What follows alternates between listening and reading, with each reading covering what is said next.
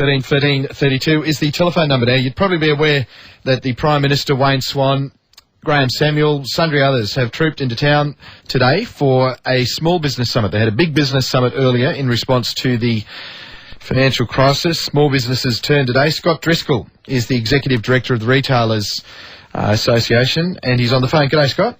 G'day, Michael. You were there, mate? Yes, look, Michael, it was an interesting event. I think it's you'd probably have to look at it as a bit of an opportunity lost for the Prime Minister and Treasurer, though not much meat on the bone today, unfortunately. More of a photo opportunity.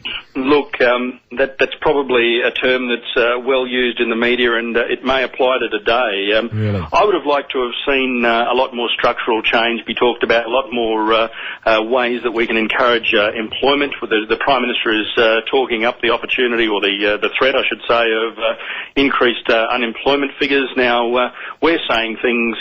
Sorry, Scott, did you say he's talking it up? Well, he's certainly talking about the prospect that there will be increased unemployment. So, you know, I think that's very much on the public agenda now due to the Prime Minister's assessment. Now, I'm not saying that's not something that's potentially going to occur, but let's do something about it. Let's look at him putting some pressure on the states to get rid of payroll tax, for example.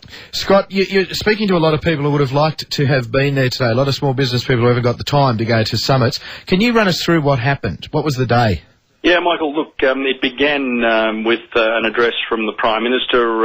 It then moved on to a bit of a Q&A session, and it was really quite a diverse range of questions. And as I said, a lot of people were there. Look, it was 550 people, and I think when you've got those sorts of numbers, it's unfortunate. It obviously isn't as many people as would have liked to have been there, but it also takes a bit away from getting some real down and drilling into some issues. So it was quite, you know, it ran for a couple of hours. The Prime Minister answered a number of questions. The Treasurer answered a few and then left early. So, you know, we were sort of dealing with that. But as I said, Michael, I think we could have got into a lot more depth had the forum been slightly different. And I hope it's really only the beginning, because we need to see a lot more action on the behalf of government for small business. You had Graham Samuel there, the ACCC Commissioner? Yeah, well, Graham was fairly invisible. I saw him on a mobile phone talking to somebody when I arrived, and he left early as well, and we didn't hear from him. So, you know, it's one of those things. I can only tell it as it was. Yeah.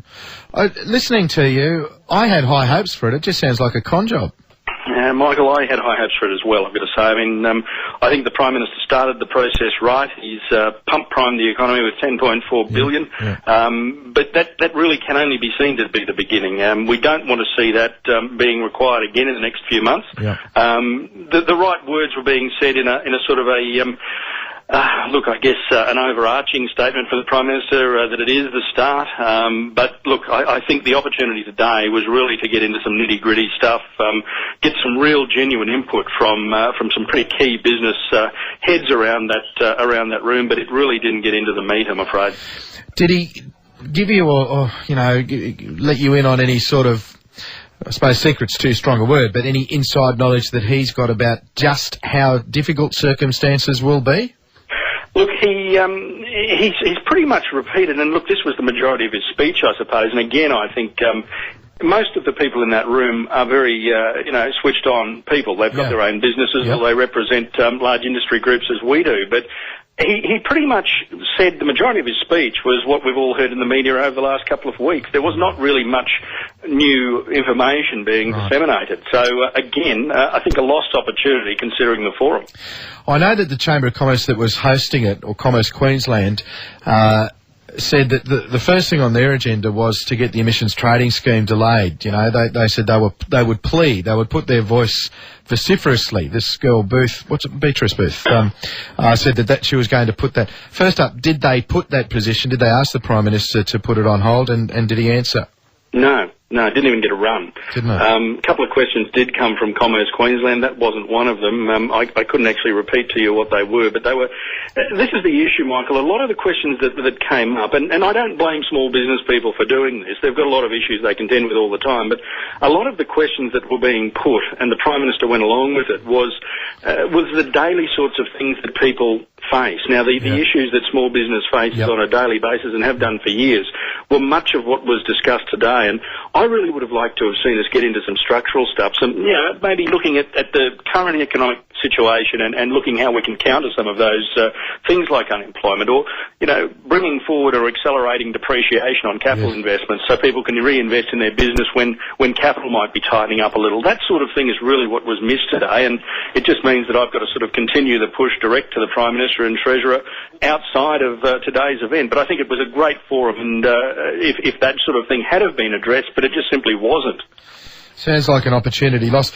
Just while you were talking, I grabbed this release from, or this article from Commerce Queensland. Beatrice Booth, the boss there, has said that she would urge the federal government to delay its proposed carbon emissions trading scheme to shield struggling small business from extra costs. She said the business sector would be, quote, quite vociferous in flagging the financial impact of the emissions trading scheme with the PM and the Treasurer during talks this afternoon. The last thing we'll need is increased costs in the next year or two until all of this comes down to some sort of certainty and starts to settle down. It'll be a major cure if we can get that delayed. Now, she said here that this was because she was getting lobbied to do that, but it didn't come up at all, eh?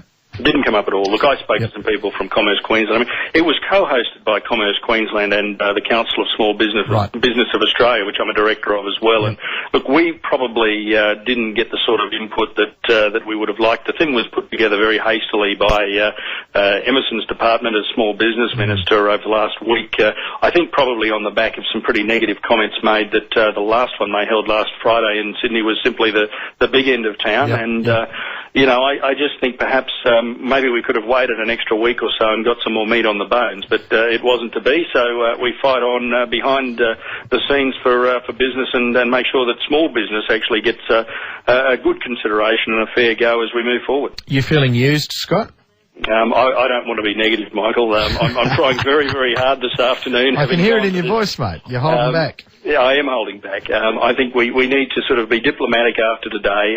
We need to move forward and we need to maintain the open door to the Prime Minister, and in the hope that good positive moves are afoot. But as I said, could be opportunity lost today. I think from our point of view it probably was, and there's probably a lot of people that walked away feeling a bit shallow. Thanks for talking with us, Scott. It's a very comprehensive report you give me. Thanks a lot for that. Thanks, Michael. Scott Driscoll, he's the Executive Director of the Retailers Association, telling it like it was. That's the way he saw it. Brett from the